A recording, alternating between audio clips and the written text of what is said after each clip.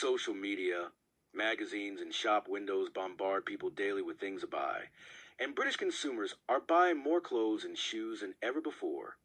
Online shopping means it is easy for customers to buy without thinking, while major brands offer such cheap clothes that they can be treated like disposable items, worn 2 or 3 times and then thrown away.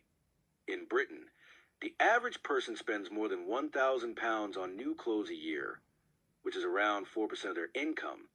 That might not sound like much, but that figure hides two far more worrying trends for society and for the environment. First, a lot of that consumer spending is via credit cards. British people currently owe approximately £670 per adult to credit card companies. That's 66% of the average wardrobe budget. It seems that for many, money is burning a hole in their pocket. They buy impulsively and often live beyond their means. Also, not only are people spending money they don't have, they're using it to buy things they don't need.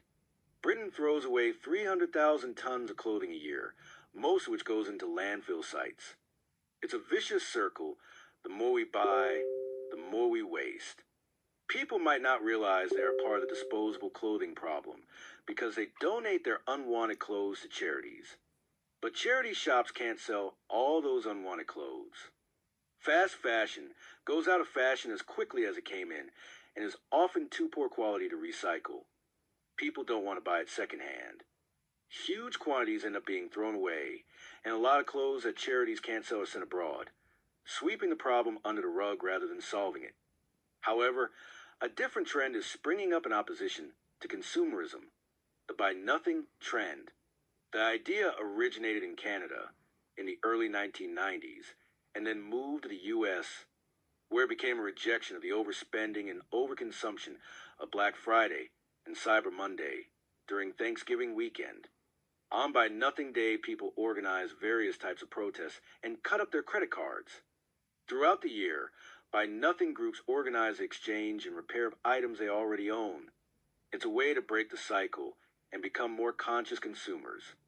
The trend has now reached influencers on social media who usually share posts of clothing and makeup that they recommend for people to buy. Some YouTube stars now encourage their viewers not to buy anything at all for periods as long as a year. Two friends in Canada spent a year working towards buying only food. For the first 3 months, they learned how to live without buying electrical goods, clothes, or things for the house.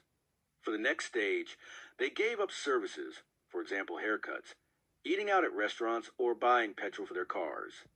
In 1 year, they'd saved $55,000, proof that every little helps and small changes can add up. The changes they made meant 2 fewer cars on the roads, a reduction in plastic and paper packaging, and a positive impact on the environment from all the energy saved. If everyone followed a similar plan, the results would be impressive. But even if you can't manage a full year without going shopping, you can participate in the anti-consumerist movement by refusing to buy things you don't need.